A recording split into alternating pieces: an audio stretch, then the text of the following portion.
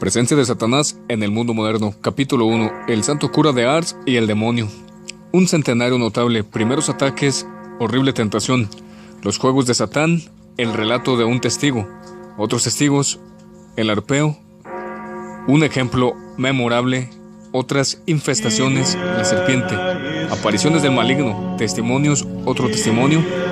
Testimonio del médico. La más grande de las tentaciones, el cura de Ars y el espiritismo. Balance y sus comparaciones.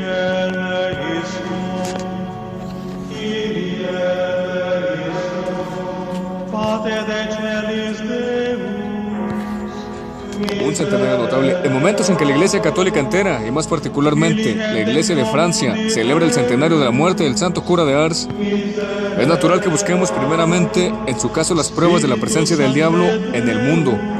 Todos sus biógrafos, al contar su vida, han tenido que tratar este tema. En este año del centenario se cree que tal vez le serán consagrados por lo menos 20 volúmenes. La serie ha sido brillantemente iniciada por Monseñor Fauré, obispo de Belley, la diócesis de la cual depende la parroquia de Ars. Debemos nombrar entre los autores que han hablado de él o se preparan a hacerlo al abate Nodet de Ars, uno de los conocedores más penetrantes de todo cuanto concierne al santo cura, al reverendo padre Ravier, a escritores de renombre como Lavarende, Michel de Saint-Pierre, sin olvidar a los maestros como Monseñor Trochu, el autor de la vida del santo más reputada y de varios libros sobre él, o a Jean Fabreges, etc. Todos ellos nos dicen que es importante hablar con alguna seriedad del cura de Ars, sin nombrar al arpeo. Era el nombre que daba al diablo en el dialecto de la provincia y de la época. Este nombre designaba una horquilla con 3 dientes. ¿Por qué había elegido el cura de Ars esta palabra para apodar al demonio? Sin duda porque Satán trata sin cesar de arrojar las almas al infierno como se empuja el estiércol con una horquilla de 3 dientes. Es necesario, antes de abordar el capítulo de las infestaciones diabólicas, presentar al cura de Ars. Su vida es harto conocida. Resumámosla brevemente hasta la entrada en escena del diablo. El santo cura había nacido en Dardilly, diócesis de León, y a 8 kilómetros de esta ciudad, el 8 de mayo de 1786, en el seno de un modesto hogar campesino. La revolución no tardó en desencadenarse, en cerrar las iglesias, en perseguir a los sacerdotes fieles, pero la fe vivía en el fondo de las almas cristianas a pesar de la tempestad. Jean-Marie Vianney era su nombre, pese a que se lo denominaba generalmente con el nombre que ya es el suyo, el cura de Ars. Recibía de sus padres y sobre todo de su piadosa madre las santas tradiciones cristianas. Era muy joven aun cuando decían sus prójimos: sabe muchas letanías, habría que hacer de Jean-Marie un sacerdote o un hermano. Y sin embargo, ¿cómo podrían pensar entonces que la religión parecía a punto de ser herida de muerte? Pero he ahí que todo renacerá. La paz religiosa será restablecida por Bonaparte. Los sacerdotes llamados refractarios, que la ley perseguía hasta entonces con rigor, vuelven a desempeñar sus funciones. Las iglesias se abren, las campanas tocan de nuevo a todo vuelo. Jean-Marie Vianney desea ser sacerdote, pero su memoria es escasa e infiel. El latín le cuesta, la teología y sobre todo la filosofía más aún. El joven tiene una enorme dificultad para proseguir sus estudios. Trabaja, reza, persevera. Dios le da un maestro en la persona del abate Valley, cura de Cully, pero un maestro que se empeña, que interviene en su favor en el arzobispado y que obtiene por fin que sea admitido en las órdenes. Sin duda es nada más que por su fervorosa piedad, y no se le otorgan enseguida los poderes para confesar, y sin embargo Dios lo destina a convertirse en uno de los confesores que han oído más penitentes en el Santo Tribunal durante todo ese siglo. Después de un laborioso vicariato en Ecuyi, fue nombrado cura ecónomo en Ars, una pequeña aldea de Dombes. Estamos en 1818. Jean-Marie Vianney trabajará en Ars hasta su muerte acaecida el 4 de agosto de 1859. Tal es el sacerdote que vamos a ver en lucha con el diablo.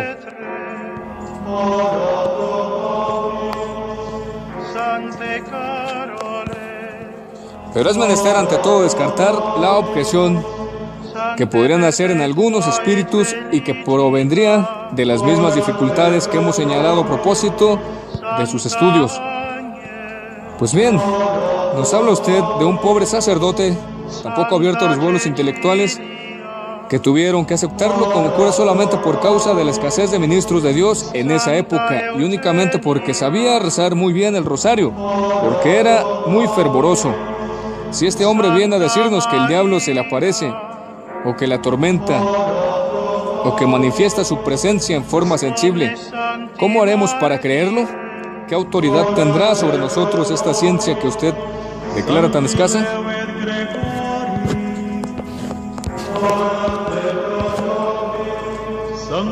Tal es, en efecto, la objeción. Veremos que fue hecha al santo cura de Ars por sus propios colegas, y veremos también la respuesta de los acontecimientos. ¿Qué los acontecimientos le dieron? Por fin tendremos que consultar la opinión de los médicos que lo vieron y pudieron juzgarlo.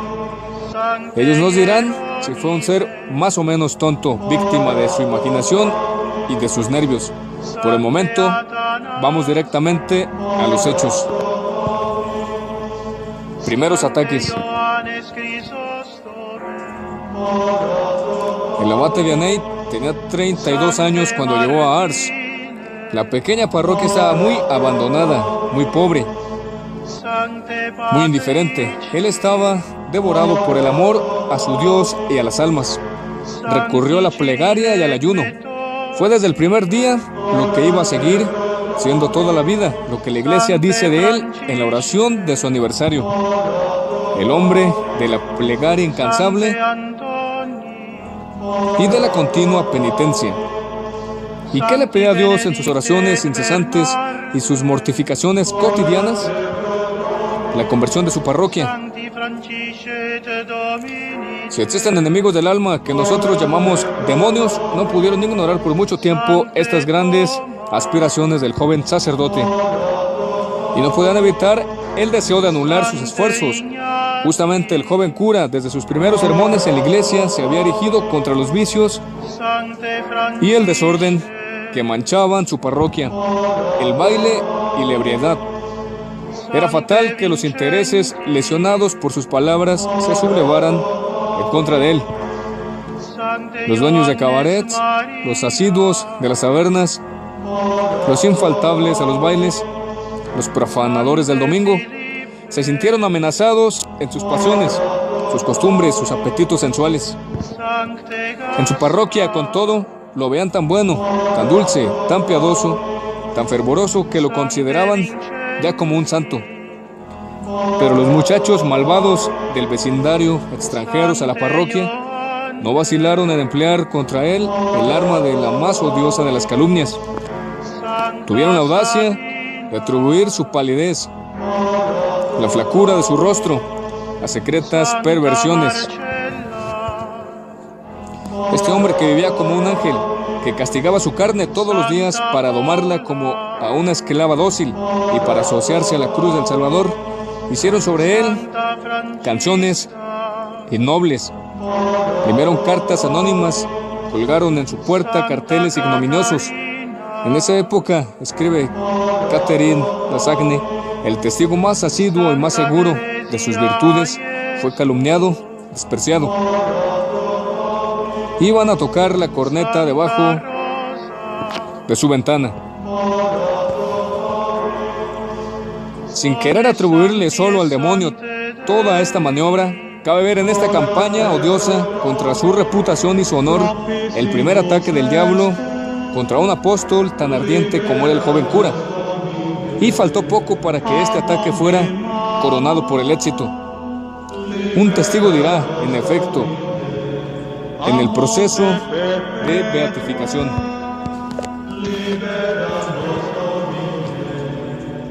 Se sintió tan cansado de los viles rumores que se propagaban sobre él, que quiso dejar su parroquia, y lo hubiese hecho si una persona que estaba cerca de él no lo hubiera convencido que su partida podría acreditar esos rumores infames.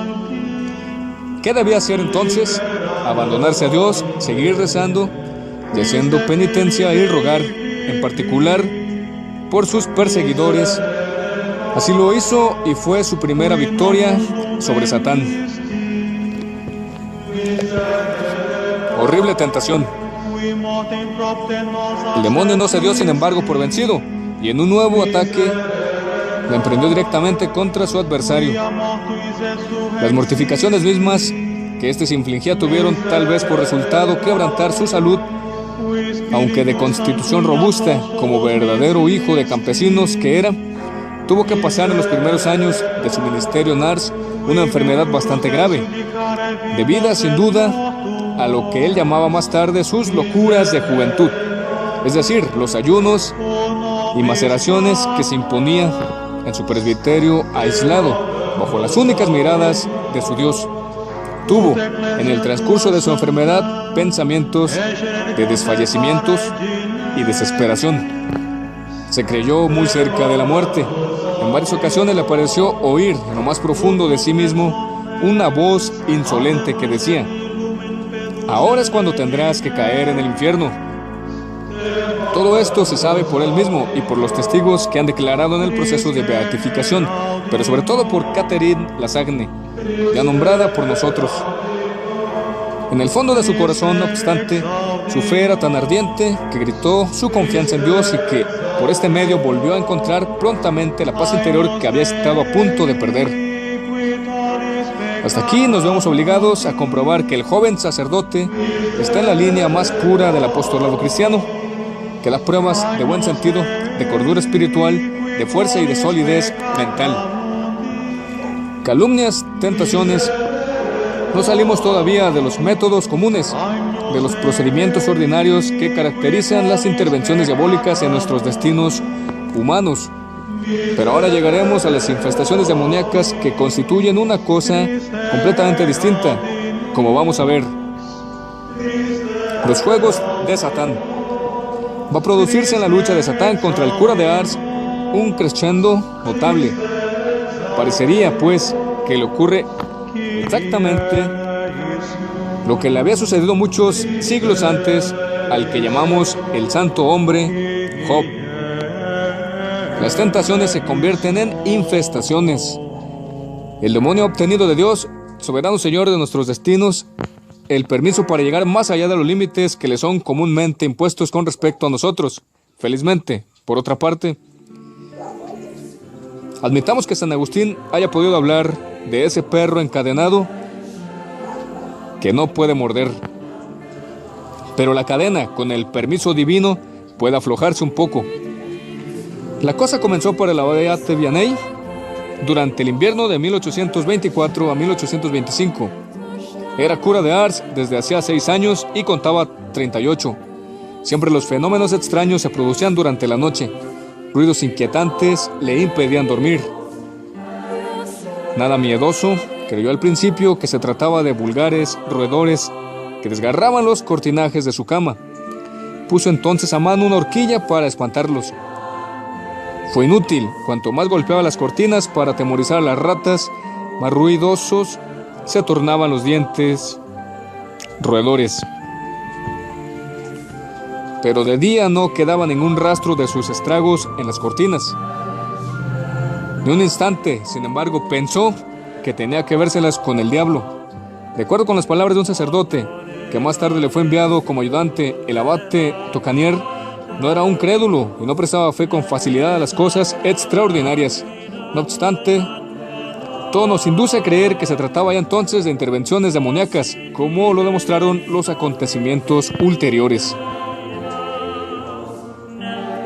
Un autor que tendremos oportunidad de citar largamente más adelante y que goza de autoridad en materia de mística diabólica, como asimismo de mística divina, el canónigo Saudrau escribe con mucha claridad: el demonio actúa sobre todos los hombres, tentándolos.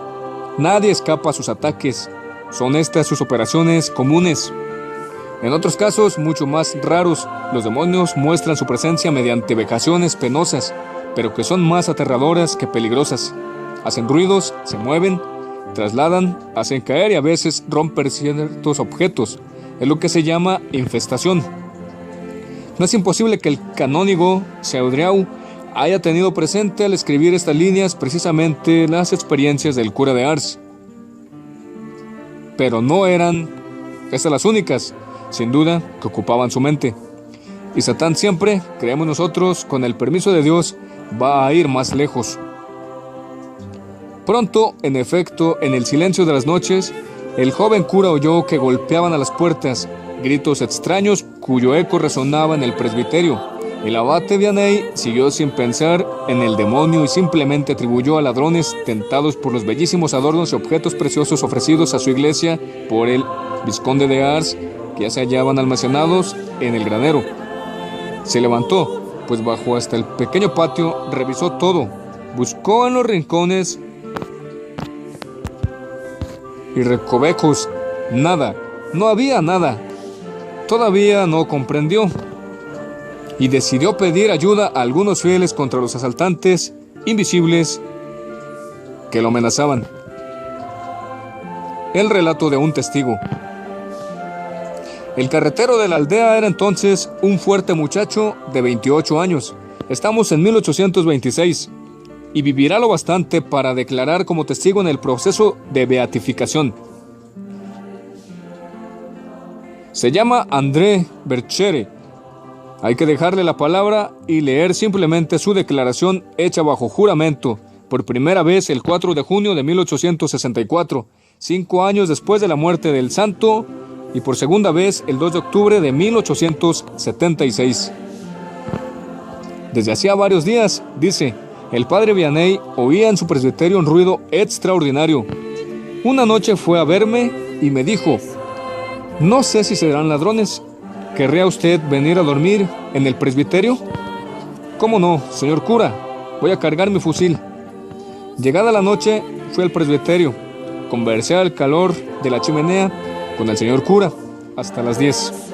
Vamos a acostarnos, dijo él por fin. Me cedió su cuarto y ocupó el continuo.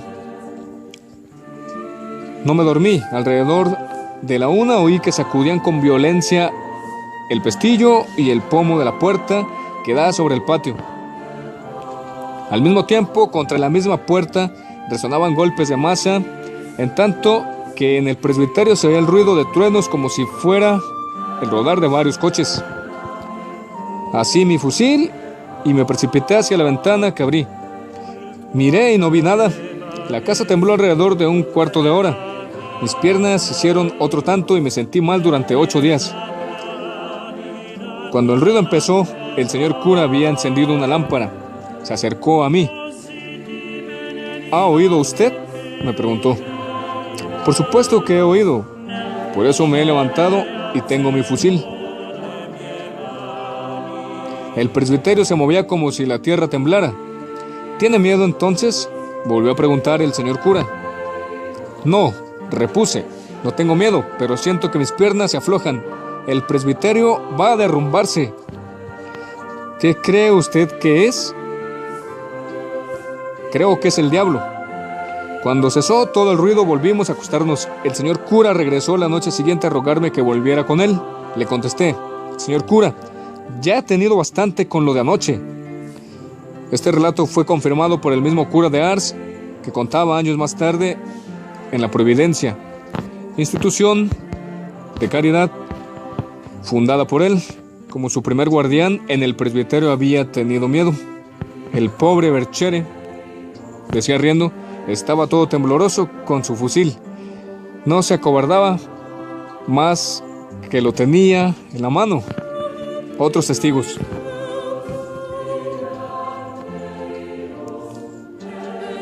Con la retirada del carretero, el abate Vianney se dirigió al alcalde, quien envió al presbiterio a 2 guardias juntos, su propio hijo Antoine, fuerte muchachón de 26 años, y el jardinero del castillo de Ars, Jean Cotton, de 24. Todas las noches durante unos 10 días, pernoctaron en el presbiterio, y estas fueron sus declaraciones en el proceso de beatificación. No oímos ningún ruido, informa Jean Cotton. No ocurrió lo mismo con el señor cura, que dormía en un departamento contiguo. Más de una vez su sueño fue perturbado y nos interpelaba diciendo: «Hijos, ¿no oyeron ustedes nada?». Le contestábamos que ningún ruido llegaba a nuestros oídos. Con todo, en cierto momento oí un ruido semejante al que produce la hoja de un cuchillo golpeando con rapidez un recipiente con agua. Habíamos dejado nuestros relojes cerca del espejo del cuarto. «Estoy muy asombrado», nos dijo el señor cura, «porque los relojes de ustedes no se han roto». A pesar de todo, el abate Vianney no se atrevía aún a pronunciarse sobre el origen y la naturaleza de los ruidos insólitos que oía. Pero por fin se hizo la luz plena en su espíritu como consecuencia de una nueva experiencia. Las calles se hallaban cubiertas de nieve. Era pleno invierno. Súbitamente, en el transcurso de la noche, se oyen gritos en el patio del presbiterio. Era, escribe Catherine Lasagne, que lo sabía por el mismo cura, como un ejército de austríacos o de cosacos que hablaban confusamente un idioma que él no comprendía. «Baja», entonces, abre la puerta, mira la nieve inmaculada en la calle. Ninguna huella de pasos. Entonces, todo este barullo, todos estos rumores de ejércitos que pasan no eran más que imaginación. En todo caso, pensó, no hay nada de humano en todo esto. Pero si no era humano, no podía tampoco ser por espíritus buenos. Esta vez había tenido miedo. Fue el presentimiento de un ataque infernal. Su convicción estaba hecha. Pensé que era el demonio, decía más tarde su obispo, Monseñor Devie, que lo interrogaba porque tenía miedo. Dios no da miedo. Desde ese momento no creyó útil recurrir a protecciones humanas. Despachó a todos los guardianes y quedó solo frente al adversario. Este adversario es en el sentido, lo sabemos ya, de la palabra diablo o Satán. Él lo llamaba el arpeo y hemos dicho por qué. Cuando ya estuvo seguro de lo que se trataba, adoptó una táctica muy sencilla y muy juiciosa. Le pregunté varias veces, declaró su confesor, el abate Beau, cómo rechazaba estos ataques. Me contestaba: «Me vuelvo hacia Dios, hago la señal de la cruz, dirijo algunas palabras de desprecio al demonio. Por lo demás, he advertido que el ruido es más fuerte, los ataques más frecuentes cuando al día siguiente debe venir a verme un gran pecador». Esto fue para el humilde cura, que los pecadores iban a ver desde todos los puntos de la diócesis y aún mismo desde toda Francia y a veces del extranjero para confesarse con él. Un gran descubrimiento y una maravillosa consolación. Tenía miedo, decíale más tarde a un amigo fiel que declaró luego. Tenía miedo en los primeros tiempos, no sabía qué era, pero ahora estoy contento. Es una buena señal. La pesca del día siguiente es siempre excelente. Y otra vez, el diablo me ha perturbado en grande esta noche. Mañana tendremos a mucha gente. El arpeo es muy tonto. Me anuncia a él mismo la llegada de los grandes pecadores. Está encolerizado. Tanto mejor. Un ejemplo memorable. Uno de los ejemplos más notables de esas infestaciones diabólicas es el que se produjo en ocasión de los ejercicios del jubileo, en diciembre de 1826 en Saint-Trivier-sur-Moignans. Esta pequeña ciudad se halla situada en una docena de kilómetros de Ars. Todos los sacerdotes de los alrededores se habían dado allí cita para el jubileo que debía, según se esperaba, atraer a muchas gentes y suscitar numerosas confesiones. El abate Vianney había salido de su casa mucho antes del alba. Mientras caminaba, rezaba su rosario. Era su arma favorita contra Satán. Cosa inexplicable en este mes del año, cercano al invierno. Alrededor de él se levantaban fulgores siniestros. El aire parecía en llamas.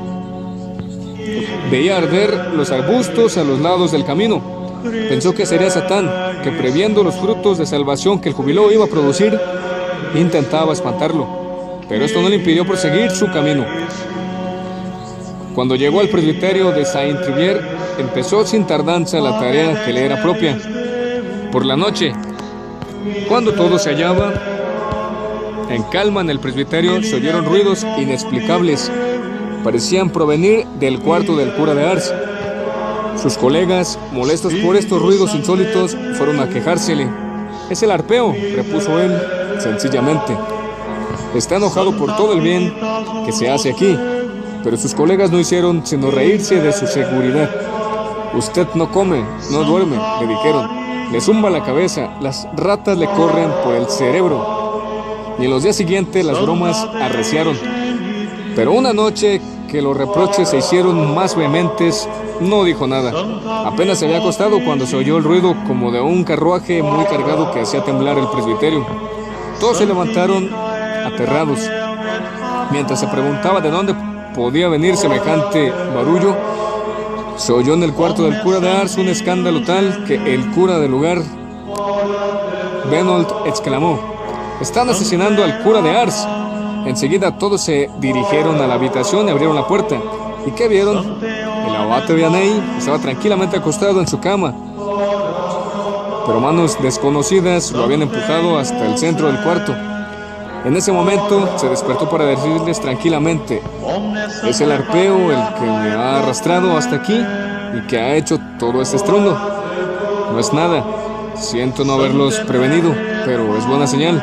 Mañana habrá aquí un pez gordo». Se preguntaron de cuál pez se trataría. Sus compañeros lo embromaron un poco, temiendo lo que llamaban sus alucinaciones. Sin embargo, no se había equivocado. Lo vieron bien cuando un personaje de la región, que todos se habían alejado de las prácticas religiosas, el caballero de Mours, entró en la iglesia y se dirigió directamente al confesionario del cura de Ars. Esta conversión hizo una impresión enorme en toda la provincia. Desde ese momento, uno de los críticos más agresivos con respecto al abate Vianney empezó a considerarlo como un gran santo. Otras manifestaciones. Las infestaciones de Satán siguieron produciéndose durante largos años. Ahora el santo cura de Ars sufría solo los ataques. Ahora el demonio intentaba perturbar las almas de quienes lo rodeaban. Las directoras y las huérfanas de la Providencia, esa magnífica institución fundada por el cura de Ars, oyeron ciertas noches ruidos extraños. O si no, el demonio empleaba sus tretas con esa comunidad. Cierto día, declaró más tarde en el proceso de beatificación Marie Figiat, después de haber lavado la marmita, le había llenado de agua para hacer la sopa. Bien al agua unos pedacitos de carne. Era día de abstinencia. Vacié bien la marmita, la lavé y volví a echarle agua. Cuando la sopa estuvo pronta para servirla, vi que se había mezclado pedacitos de carne. El señor cura, cuando lo enteré, me dijo: «Es el diablo quien ha hecho eso. Sirve igualmente la sopa». Como puede verse, el cura de Ars no se perturbaba. Su buen sentido permanecía inalterado y su confianza en Dios lo ponía fuera del alcance de Satán. Cierto día que le preguntaron si nunca tenía miedo, respondió simplemente: «Uno se acostumbra a todo. El arpeo y yo somos casi camaradas». Esto no quiere decir, evidentemente, que hacía causa común con él. El 4 de diciembre de 1841 hizo la siguiente confidencia a las directoras de la Providencia: «Oigan esto. Anoche el demonio vino a mi cuarto mientras yo rezaba mi brevario. Soplaba fuertemente y parecía vomitar no sé qué, trigo maíz, sobre mis mejillas. Yo le dije: me voy allá al orfelinato a contarles cómo procedes para que te desprecien». Y él se cayó inmediatamente. Otra vez, cuando el abate Vianney trataba de dormirse, tenía tanta necesidad de reposo, el demonio, interesado en gastar lo más posible sus fuerzas, se puso a gritar: «Vianney, Vianney, te venceré, te venceré. No te tengo ningún miedo. replicó el santo hombre. Muestra en el presbiterio de Ars una cama que perteneció al abate Vianney y que fue quemada no se sabe cómo mientras él estaba en la iglesia. Cuando corrieron a decirle que su casa se incendiaba, se limitó a dar su llave para que pudieran entrar a apagar el incendio. Pero agregó sin emoción visible: ese vil arpeo no ha podido apoderarse del pájaro y ha quemado su jaula. Con mucha frecuencia el diablo injuriaba al abate Vianney, le profería amenazas, lanzaba gritos de animal, le apostrofaba en términos groseros: Vianney, Vianney, comedor de trufas. Llamaban así en la región a las papas. Ah, no te has muerto todavía, no te me escaparás. Y enseguida imitaba los gruñidos de un oso, los aullidos de un perro, sacudía las cortinas de la casa con furor, etc. Otras veces, según las declaraciones de Catherine Lasagne y del hermano Atanase, el demonio imitaba el ruido de un martillo que clavara clavos en el piso o rodeara un barril con aros de hierro. Tocaba el tambor sobre la mesa, sobre la chimenea, sobre la vasija de agua, o bien cantaba con una voz aguda y falsa, lo cual hacía decir al abate Vianney: el arpeo tiene una voz muy fea. En el fondo, todo esto era más grotesco y pueril que peligroso. Y es porque el demonio, felizmente, no tiene permiso para hacer todo. El abate Vianney había recibido de su Dios una tarea que cumplir. Si el demonio la tornaba más difícil privándolo de dormir, atacándolo por todas partes, también la tornaba más meritoria y más eficaz. Las infestaciones se volvían en suma contra el propio autor. Veremos que ocurre lo mismo en algunos casos de posesión. Existen en la actualidad poseídos víctimas que han aceptado su prueba para estar asociados con la cruz redentora. Esa cruz debió significar el triunfo de Satán y fue su más grande derrota, pero todo esto se aclarará más adelante. No nos cabe duda que lo mismo ocurrió con el cura de Ars. Aceptó soportar todas las vejaciones del demonio por la salvación de las almas. Aprendió muy pronto, por su experiencia cotidiana, que estos combates con el demonio estaban ligados a la conversión de los grandes pecadores que Dios le mandaba de todas partes de Francia y aún del extranjero. Pero citemos todavía las manifestaciones más notables de Satán en esa vida del modelo de los curas católicos, como han podido llamársele con todo derecho. La serpiente. Desde San Juan Evangelista, el dragón o la serpiente que tentó a Eva han estado identificados con Satán. No es, por tanto, asombroso que el demonio se muestre de nuevo, a veces bajo la forma de una serpiente. Veremos un ejemplo de ello en un capítulo ulterior a propósito de la posesión diabólica de Claire Germaine Cele en África del Sur. Pero aquí citamos una página del más antiguo biógrafo del cura de Ars, el abate Monin, relatando el testimonio de Catherine Lasagne, tan conocida por su abnegación con el santo cura.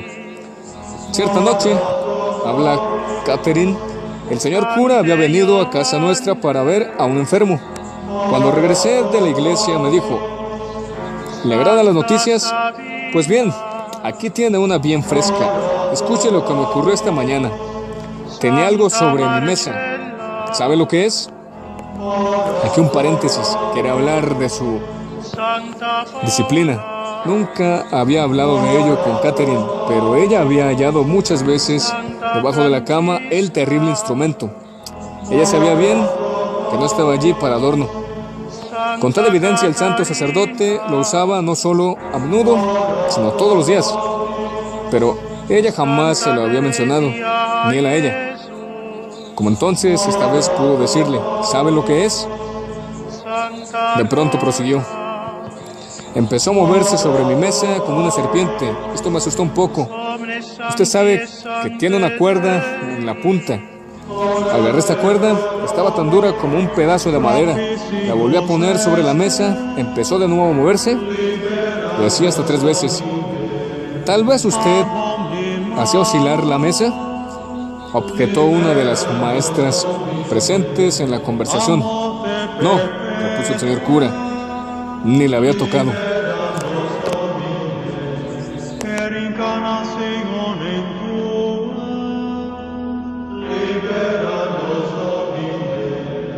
per sanctam resurrectionem Tuam, libera nos Domine, per effusione Spiritus Sancti, libera nos Domine, Christe Filii Dei vivi, miserere nobis, qui in mundo venisti, miserere nobis, qui mortem propter nos accepisti, miserere nobis, qui a mortuis resurrexisti, miserere nobis, qui Spiritus Sancto in Apostolos misisti, miserere nobis, qui venturus es judicare vivos et mortuos,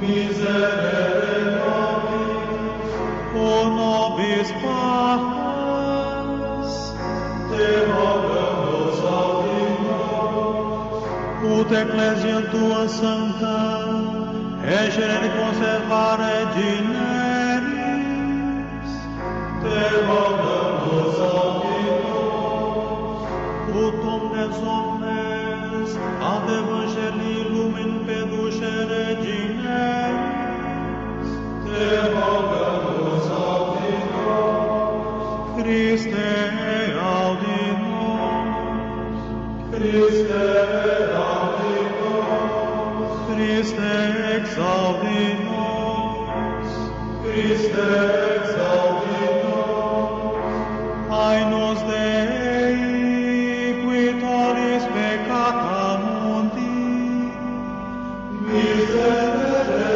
nobis, Aenos Dei, qui tollis peccata mundi, miserere nobis, Agnus Dei, qui tollis peccata mundi, miserere nobis, Christe audi nos, Christe audinos, Christe exaudi nos, Christe exaudinos, Kyrie eleison, Christe eleison, Kyrie